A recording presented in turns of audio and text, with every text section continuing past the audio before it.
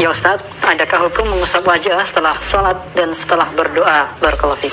Mengusap wajah setelah sholat dan setelah berdoa telah dinyatakan bid'ah oleh Imam An-Nawawi di dalam kitab Syarah Sahih Muslim, dan dasar-dasar yang menekankan itu semuanya adalah dhaif atau palsu. Tolonglah, kalau memang mau berbeda dengan aswaja, tolong sampaikan apa yang Anda pahami sesuai dengan keilmuan Anda yang disampaikan oleh guru-guru Anda, tapi disertai dengan bukti yang valid, tanpa harus berbohong, tanpa harus berbohong atas nama ulama-ulama kibar, sebagaimana sekali berimam Nawawi rahimahullah. Ini dosa, Pak. Ya, Pak Zainal Abidin, dosa bohong itu dan termasuk tanda-tandanya orang munafik. Itu sabda Rasulullah. Bismillahirrahmanirrahim. Assalamualaikum warahmatullahi wabarakatuh. Alhamdulillahirabbil alamin, wassalatu wassalamu ala sayidina Muhammadin asrafil mursalin wa ala alihi wa sahbihi ajmain, amma ba'du. Sahabat-sahabat aswaja, seluruh subscriber Afandi Channel, dan seluruh penonton semuanya dimanapun berada, saya doakan semoga Allah subhanahu wa ta'ala memberikan rahmatnya, taufiknya, hidayahnya, memberikan kelancaran rezeki dan kesehatan kepada kita semua. Amin, Allahumma amin. Kali ini saya hadir kembali untuk membongkar kedustaan, kebohongan Ustadz Wahabi. Sebagaimana kita dengar di awal di cuplikan video itu, ketika Ustadz Zainal Abidin LCMA ditanya tentang hukum mengusap wajah setelah berdoa atau seusai sholat setelah salam, maka jawaban Ustadz Zainal Abidin ini langsung mengatakan bahwa hal ini adalah bid'ah, dan ini diterangkan atau dibid'ahkan, dianggap bid'ah oleh Imam Nawawi rahimahullah, sebagaimana dijelaskan di dalam kitab beliau Syarah Sahih Muslim.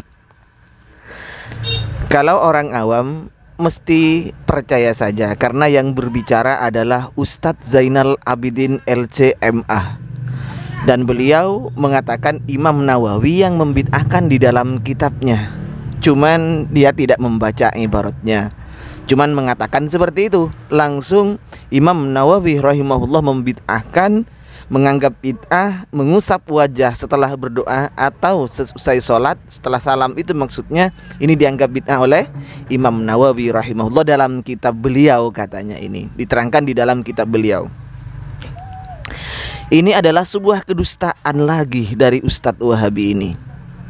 Entahlah kenapa sih Ustadz Wahabi itu sukanya berbohong, sukanya berdusta atas nama ulama-ulama lagi ini. Apa untuk lebih percaya jamaahnya yang awam-awam itu sehingga dia harus membuat kebohongan, membuat kedustaan yang dijadikan objek kebohongan, yang dijadikan objek kedustaannya itu adalah ulama-ulama besar sekali berimam Nawawi rahimahullah. Dan bukan hanya kali ini saja, sudah banyak saya ungkapkan fakta tentang kebohongan Ustadz Wahabi itu, termasuk yang kemarin saya ungkap faktanya itu adalah Ustadz Salman Ali di Malaysia.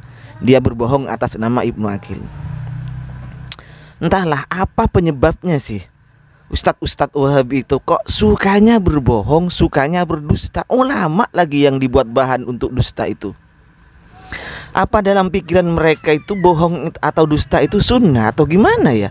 Apa dalam pikiran mereka itu bohong dan sunnah, bohong dan dusta itu bukan hal yang dianggap berdosa mungkin menurut mereka?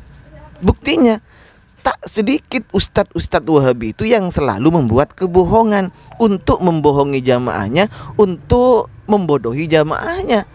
Jamaahnya yang awam-awam yang percaya mengangguk-angguk saja tanpa ada keinginan untuk ingin tahu, membuka sendiri kitab-kitab yang disebutkan oleh ustadznya itu untuk mengecek kebenaran apa yang disampaikan oleh ustadznya.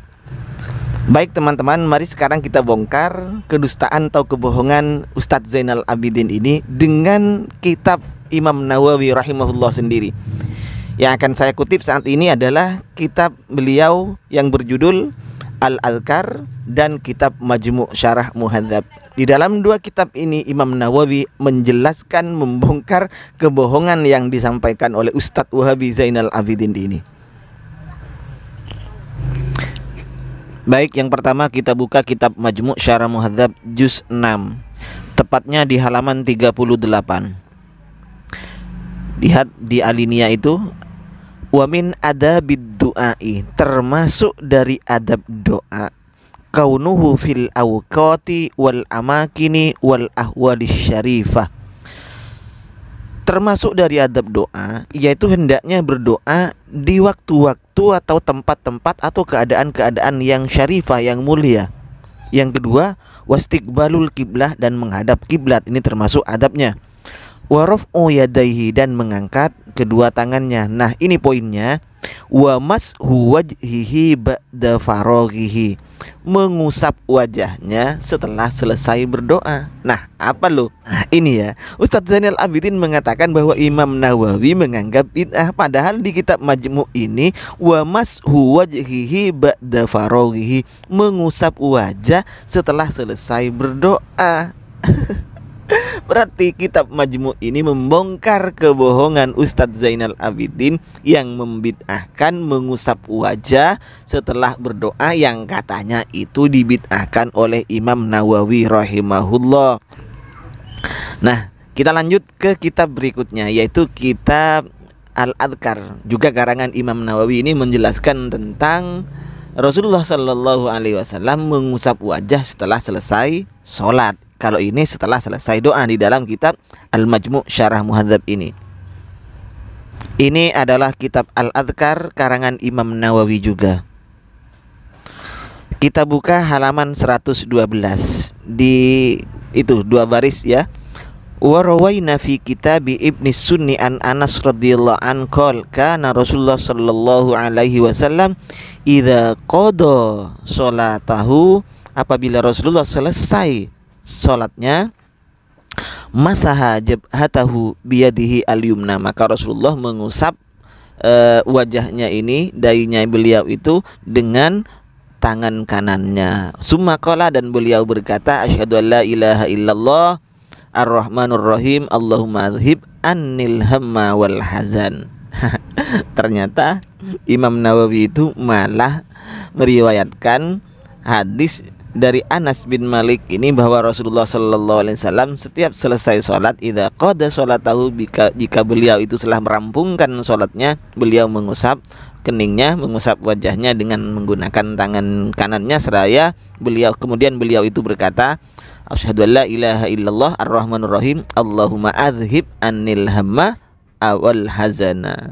Nah, dari dua kitab Imam Nawawi sendiri, maka jelas terang benderang bahwa Ustadz Zainal Abidin LCMA, ustadznya orang-orang Wahabi yang dibanggakan, yang dituakan oleh orang-orang Wahabi ini, ternyata fix sudah berbohong. Jadi demikian ya untuk teman-teman. Ternyata memang tabiat karakter dari ustadz-ustadz Wahabi itu sukanya berbohong, sukanya berdusta, mendustai, membohongi jamaahnya. Wallahu a'lam, apa maksudnya ini? Apa biar diikuti, biar semakin mantap jamaahnya itu? Ya maklum, jamaah mereka kan tidak tahu untuk mengecek kebenaran fakta yang disampaikan oleh ustadznya itu benar apa tidak. Mereka kan tidak punya kemampuan, sehingga mengangguk percaya saja begitu.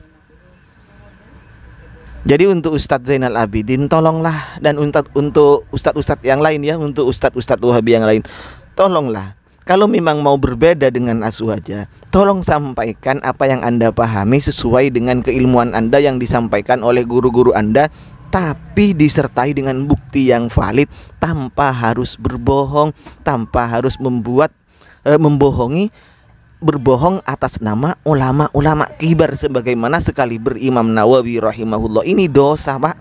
Ya, Pak Zainal Abidin, dosa bohong itu, dan termasuk tanda-tandanya orang munafik. Itu sabda Rasulullah. Jangan terlalu ngebet untuk menyalahkan orang lain dan harus berbeda dengan keyakinan orang lain. Anda harus rela berbohong, bahkan membodohi jamaahnya, bahkan yang dibuat objek kebohongan adalah seorang ulama, Pak, ya. Baik, demikian sekedar tanggapan saya untuk Pak Zainal Abidin LC ini. Mudah-mudahan membuka wawasan teman-teman Aswaja bahwa seperti itulah tabiat dari Ustadz Wahabi ini. Mohon maaf sebelumnya. Wassalamualaikum warahmatullahi wabarakatuh.